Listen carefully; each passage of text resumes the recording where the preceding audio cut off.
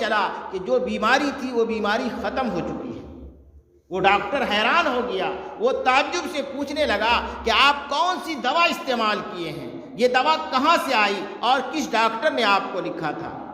اس آدمی نے کہا کہ ہم تو کوئی دوا استعمال نہیں کی،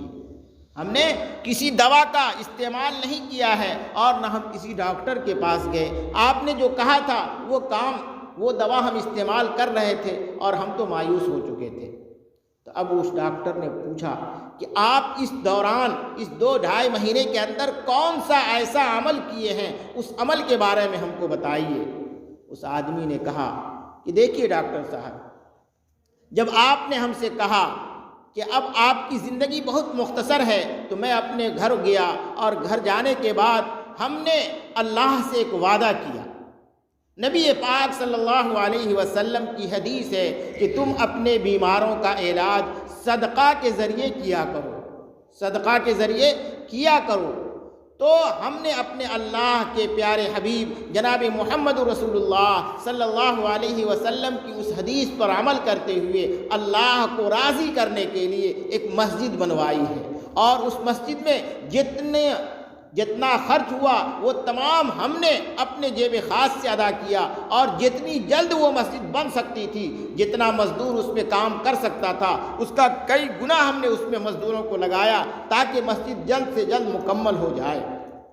اور اللہ کا فضل ہے وہ مسجد کم سے کم مدت میں مکمل ہوئی، اس میں نماز ادا کی جا رہی ہے، اور اس حدیث کی برکت سے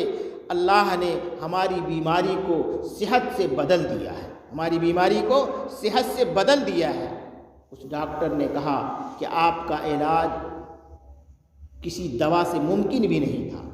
آپ کا علاج کسی دوا سے ممکن بھی نہیں تھا، یہ اسی حدیث کی برکت تھی، نبی پاک صلی اللہ علیہ وسلم کا فرمان تھا، اور اللہ نے اپنا کرشمہ دکھایا کہ لوگ اللہ کے پیارے حبیب جناب محمد رسول اللہ صلی اللہ علیہ وسلم کی باتوں پر یقین کرتے ہوئے جب عمل کرنا شروع کر دیتے ہیں تو اللہ تعالیٰ اپنی تدبیر کرنا شروع کر دیتا ہے۔ وَمَكَرُوا وَمَكَرَ اللَّهُ، اللہ تعالیٰ فرماتے ہیں کہ بندہ ایک تدبیر کرتا ہے اور اللہ بھی ایک تدبیر کرتے ہیں۔ بندہ یہ سوچتا ہے کہ ہم یہ دوا کھائیں گے، ایسا کام کریں گے، یہ ورزش کریں گے، ایسے چلیں گے صبح میں، ایسے شام میں واکنگ کریں گے، ٹہلیں گے تو ہم صحت مند رہیں گے۔ یقیناً یہ ساری چیزیں اسباب کی دنیا میں ہیں، لیکن اللہ تعالیٰ کا نظام الگ ہے، اللہ کا نظام الگ ہے۔ وہ نظام کیا ہے کہ قرآن اور حدیث کو سامنے رکھیے، نبی پاک صلی اللہ علیہ وسلم کے فرمان کو سامنے رکھیے اور اس کو اپنی زندگی میں لائیے۔ قرآن کا فرمان ہے من جاء بالحسنۃ فلہ عشر امثالها، کہ جو شخص ایک نیکی کر کے آئے گا ہم اس کو 10 گنا دیں گے، دنیا میں بھی دیتے ہیں اور آخرت میں بھی دیتے ہیں۔ تو عرض یہ کرنا تھا، زیادہ لمبی چوڑی کوئی تقریر نہیں کرنی تھی، ایک گزارش کرنی تھی کہ اس مسجد کے حلقے میں تقریباً 60 گھر ہیں۔ اس مسجد کے حلقے میں جو 5 وقتہ مصلیان ہیں ان کی تعداد تقریباً 60 ہے، 50 سے 60 ہے، 50 ہی مان لیجئے، تو 2 لاکھ کا ٹارگیٹ ہے، اس ڈھلائی کے اوپر 2 لاکھ کا صرفہ آئے گا، 2 لاکھ روپے کا صرفہ آئے گا۔ ہر گھر کے اندر کم سے کم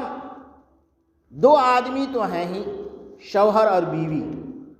شوہر کام کرتا ہے باہر میں اور بیوی گھر کے انتظام کو دیکھتی ہے۔ شوہر کے بھی ماں باپ ہوتے ہیں،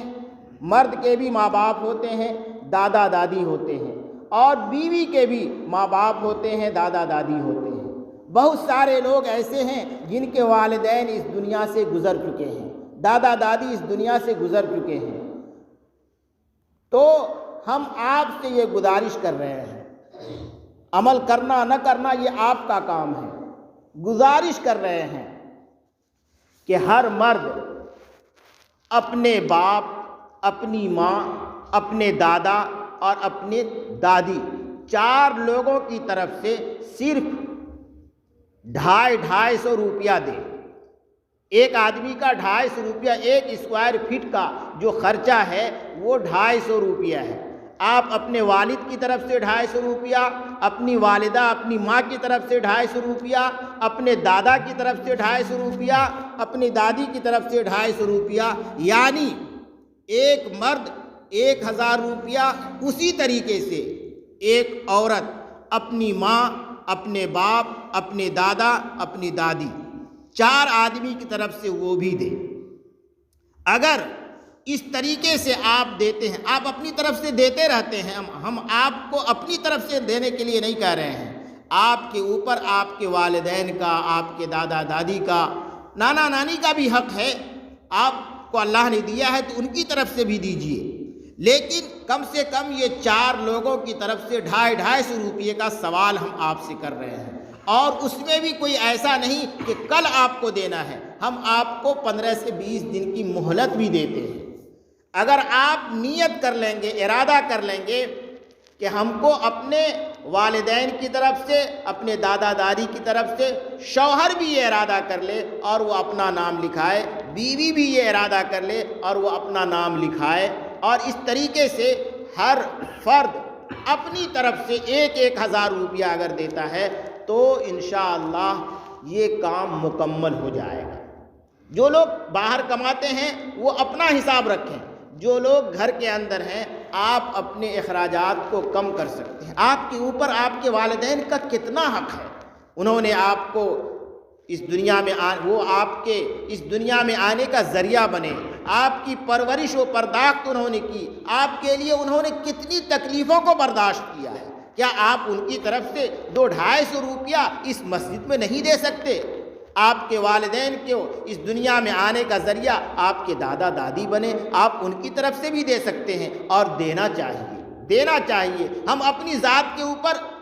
کتنا خرچ کرتے ہیں، ہزاروں روپیے کا تو ہم کپڑا پہنتے ہیں، ہزاروں روپیے کا ہم موبائل استعمال کرتے ہیں، اور ہم نے آپ کو اپنے والدین کی طرف سے، اپنے دادا دادی کی طرف سے، نانا نانی کی طرف سے صرف ایک فرد پر 250 روپیے کا ہم نے حساب لگا کے اور آپ سے تقاضا کیا ہے، گزارش کی ہے۔ اگر اللہ آپ کو توفیق دے تو آپ اس کو دینے کا عزم کر لیں، ارادہ کر لیں، تو یقیناً یہ کام آسان ہو جائے گا۔ تو انشاءاللہ ہم سبھی لوگ، جو لوگ مسجد میں ہیں وہ لوگ بھی اس پہ غور کریں گے، اور جو لوگ اپنے گھروں میں ہیں ان سے بھی ہماری گزارش ہوگی کہ وہ اس کی طرف متوجہ ہوں۔ خاص طور سے ہم اپنی ماں بہنوں سے یہ عرض کرتے ہیں کہ آپ اپنے والدین کا کچھ تو حق ادا کیجیے۔ آپ کے والدین نے آپ کی کیسی پرورش کی، کتنی محنت اور مشقت سے آپ کو پالا پوسا اور بڑا کیا، شادی بیاہ کیا اور آپ کا گھر بسایا،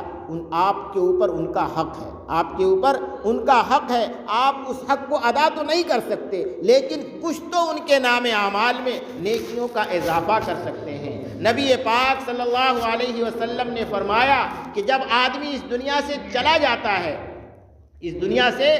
جاتا ہے تو اس کے عمل کا سلسلہ، یعنی اس کی نیکیوں کا سلسلہ ختم ہو جاتا ہے، لیکن ایک سلسلہ باقی رہتا ہے۔ جو ان کے وارثین، جو ان کے گھر کے لوگ، ان کے پیچھے رہنے والے لوگ ان کے لیے نیک اعمال کرتے ہیں، ان میں صدقہ جاریہ بھی ہے۔ آپ اپنے والدین، اپنے مرحومین کی طرف سے اگر 100 200 500 روپیہ دیں گے تو اللہ تعالیٰ اس کے بدلے میں ان کے درجات کو بلند کریں گے، ان کے درجات کو بلند کریں گے، اور ان کا درجہ بلند ہوگا تو آپ کو دل کو ٹھنڈک پہنچے گی۔ تو میں یہ عرض کر رہا تھا کہ اس کی طرف ہم سبوں کو توجہ دینی ہے، اور اگر ہم لوگوں نے ایک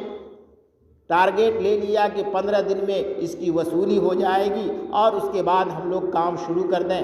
آج 1 جنوری ہے، 23 مارچ سے رمضان شروع ہونا ہے، تو